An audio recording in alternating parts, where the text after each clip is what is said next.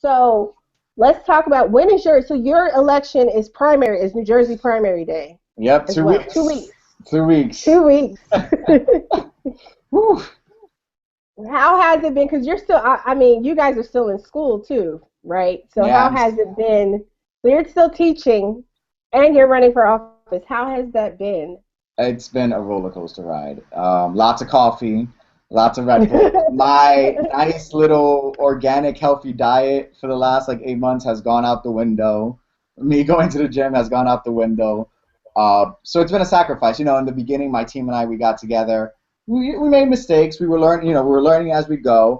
Now we're on the ground running. Like we're connecting with voters. We've canvassed so many areas already. We're doing the phone banking. We're doing door Okay. knocking. Like before I'm in this interview, I was out there as soon as after school ends, I go out. I had volunteers in other cities. Like we're covering the district and we're getting the message out there one way or Okay. another. And I think it's so important, especially in an urban area, to provide residents a progressive choice. Because what people get twisted is that, oh, heavily Democratic areas, like, well, why do we need progressive outreach? No, if you look at where as a progressive base, where we falter, it's in our urban centers. And why is that? Okay, if I go to a voter and just, let's say, talk Hmm. about climate change right away, that may not connect with them because they want to know, I need a job to raise my kid.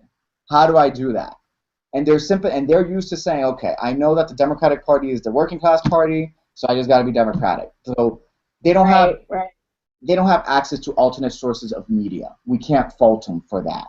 Like a lot of my residents are not looking at the alternate sources of media for information on positions on people, Bernie Sanders versus Hillary, et cetera, et cetera. We Right. can't fault them for that. We need to meet people where they are, and we need to outreach in these communities. We need to have more people running for offices from the progressive wing of the party, bringing the message directly to them to bring that educational piece. Like in New Jersey, we have this bracketing issue, which, Okay.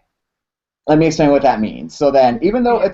it's a primary, the county chairman of whatever district you're in award the party line to someone.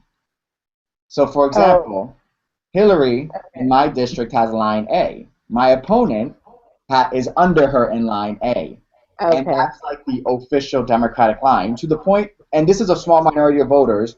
I was canvassing a man today, and he was very open, receptive to the message, and then he said, are you on the Democratic official line?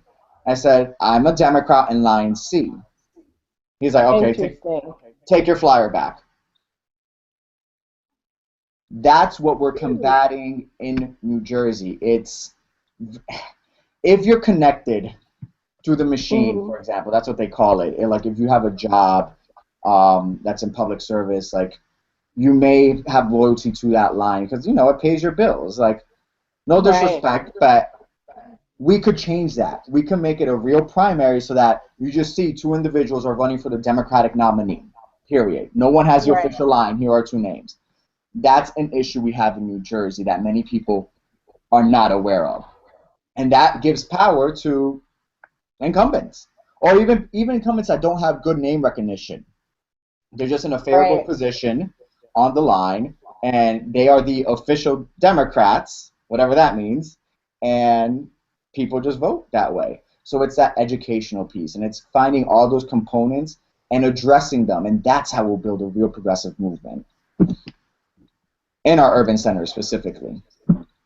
That's less. I want to. I want to. I want to like talk about like urban centers because you were just touching on it, like how I think what you're saying, because we've seen this, like kind of stepping away from your race a little bit. Just I'm gonna go back and forth between yours and Bernie Sanders because just what you're saying is exactly right, right? Like how do we? Because even as we talk about next steps, right? How do Right. we build that strength for progressivism, for a progressive movement when we're looking at our urban centers, which are going to be a large potential voting base, right?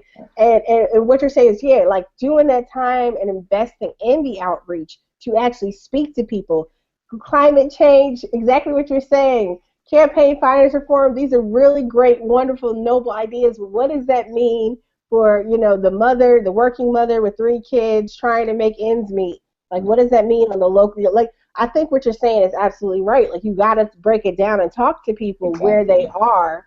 You can bring them along with you so they kind of come further along in the issues, but you got to meet them where they are and help them come along. Exactly.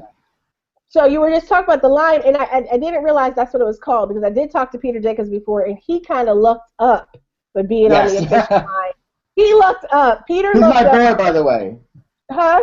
That's my boy. Peter Jacob and I were very close. Awesome. Yay, Jersey love. Awesome. Yeah. Like, you guys, like I'm so impressed. Like, I'm just, like, blown away, seriously. And so I was so thankful that you had, because I know you guys are campaigning and stuff, so I'm like, this is awesome that you're taking the time to speak to me tonight.